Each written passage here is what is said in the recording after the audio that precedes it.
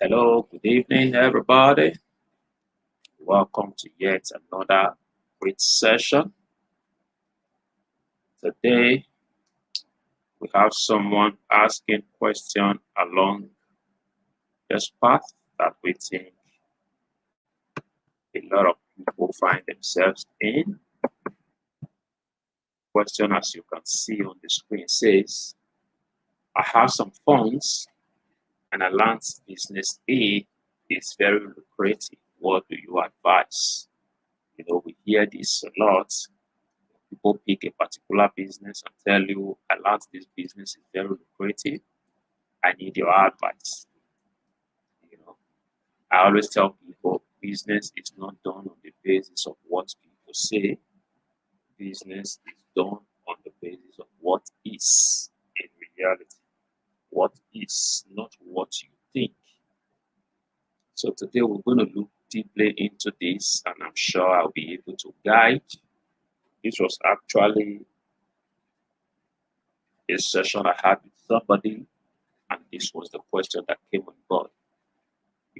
All of the questions we're asking here are not necessarily direct questions, but some of them are my engagement and my encounter with clients as I do my daily job. So when I pick some that I think a lot of people need to learn from, I just come up here and we deal with it. So if you are one of such person who have some funds and you are thinking, where do I sink these funds? So this question pertains to you. I have some funds, and of course, you would have heard that this particular business is very lucrative. Do you jump in on the fact that you heard that this business is very lucrative, or are there other things you need to do before you take that final decision? I'm going to be answering this in a jiffy, but just hold on while we take a quick rundown on our product and services. These are books that I think are helping, that is already causing tremendous changes in the business enclave, and I believe it will do the same for you. Four indispensable steps, four indisputable steps to choosing a profitable business idea. I think this even relates to the exact question we're dealing with today. So you don't have to choose a business on the basis of what people are saying that this particular business is lucrative. You want to be able to go through proven steps that validate the profitability or otherwise of a business. Then the other one talks about the steps of taking an idea from that idea stage to the market. But if you have succeeded in doing this, or you're having challenge in doing this, and part of your challenge has to do with funding, then you want to go for the book Funding Your Business Idea. All of these books I'm talking about can be accessible following this link, as you can see on the screen. These books are accessible there, or you can go straight to just buy this one that talks about funding your business idea by following the link, as you can see on the screen. Then you say, wow, but for me, I'm not a business person. I'm just a graduate, just passed out of school, and I need something that can help me secure a job in the market. We already have you covered. This is the book that we have authored with you in mind. Follow this link to join the waiting list, as this book will be released first week of March 2021. So be among the first to grab it. This full book will prepare you. This book is not written on the basis of research that we have done. It's written on the basis of the experience we have had on the field. I don't only employ for myself, I work with a lot of clients to help them get employees to work with them. So some of the things we put our heads together to craft as to what we need from people we want to engage, we have gone ahead to put answers to them, so that when you face these employers, you will come to them as a consultant. Because truth is, the reason people hire is because they have a problem. So the reason you should be seeking for a job is because you have a solution to their problem. So this and many more you will learn from this book. So you don't go seeking for a job like a beggar.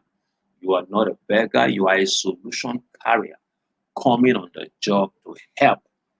When you come to an interview with this mindset, it will show in everything that you do. Let me not begin to read the book to you. So go ahead and join the waiting list. You can go ahead and pay ahead, to pre-order this book. And I'm sure from tomorrow we're going to be showcasing the pre-order link, so you can go ahead and make your pre-order, so you are among the first to get it when it gets released to the market.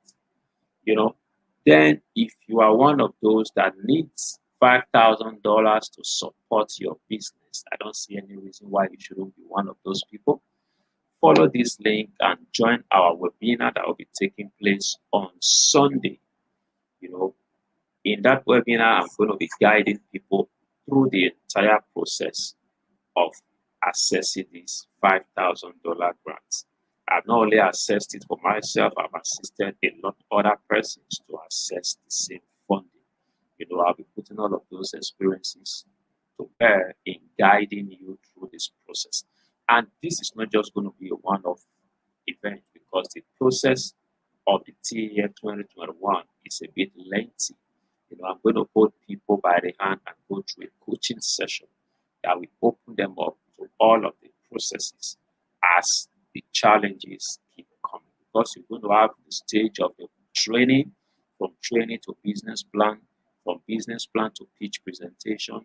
All of this, I will guide you through the process. It starts by following this link and coming on board to the group coaching session. Then for us at the Startup Grind community in Benin, we're putting this together, how to reach 1 million customers and grow your business astronomically. Follow this link to get your ticket for that event. That event is costing a lot to put together, and we're putting this together because we know that until you are able to sell your product or your service, no matter how good they are, you're going to remain broke. So we want to help solve that for our community. So right now we're going to deal on this topic. I have some funds and I learned business A is very lucrative. What do you advise? So I'm going to be going ahead to give you my free but candid advice. When I sit with people to share these thoughts, they are paid for. They are highly valued session. But I chose to give this out for free as my freebie. My first advice is never enter any business on the basis of ESA. Never go into any business, never choose a business, never decide that a particular business is profitable because of ESA. Never do that. Every business have some kind of insider information you can never see on the surface. Have that at the back of your mind. Every business that you see that is succeeding, somebody is paying the price for its success. There are things they are learning that you need to learn before you can succeed on that same business.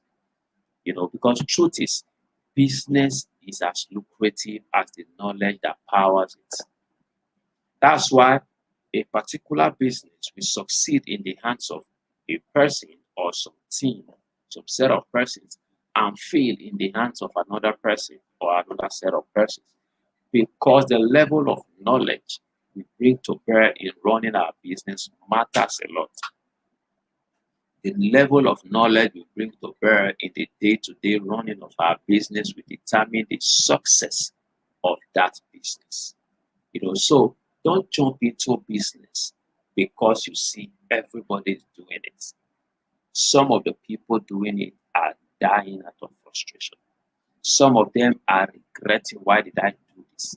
But truth is, we all understand the place of branding. We understand the place of social media. We understand the place of publicity and all of that.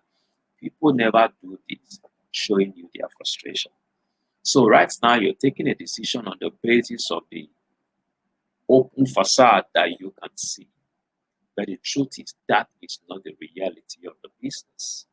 That so many people are going into it doesn't mean you should. There are a lot you need to consider. There are a lot you need to consider. Because truth is, every business will encounter some challenges as they go on. These challenges will question your why. If you came into the business because other people said the business is lucrative, that becomes your why. When you encounter challenges, the first thing you're going to tell yourself, oh, I never knew. But for someone who did their research before they came into the business and came up with a very solid why, these people will endure through the process because they can see an end in mind. They'll understand that there are challenges ahead of the business. That's why even if you have to sit down, like we recommended here, sit with one who is doing and thriving in the business you seek for guidance. Sit with one who is already thriving. It's not just doing the business, but this person is thriving in the business that you seek. Sit under such a person for guidance. And when you ask, don't just ask only the questions that makes it sound good. Ask some very probing questions.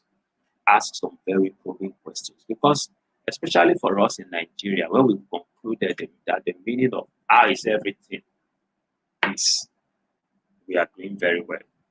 Or the response to how are you doing is I'm fine. No, the response to how are you doing is not I'm fine.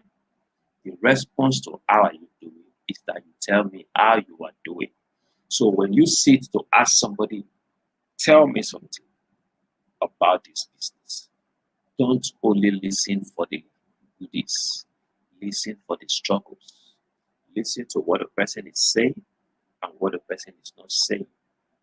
Because sometimes what you need to hear is in what they are not saying. So I used to tell people that the best time to start a business is when you don't have money or when you don't have enough money. When you are jostling with different business ideas and you have the money, you are more at risk than someone who is trying out business ideas but doesn't have the funding. Because what happens when you are trying to sort out the funding is that you're learning through the process. You're learning through the process. You are getting to go through some struggles. Because truth is, challenges unfold a lot of things to us. If you have them, you're going to start doing trial and error with your money. I remember someone who had some windfall and decided to go into poultry farming.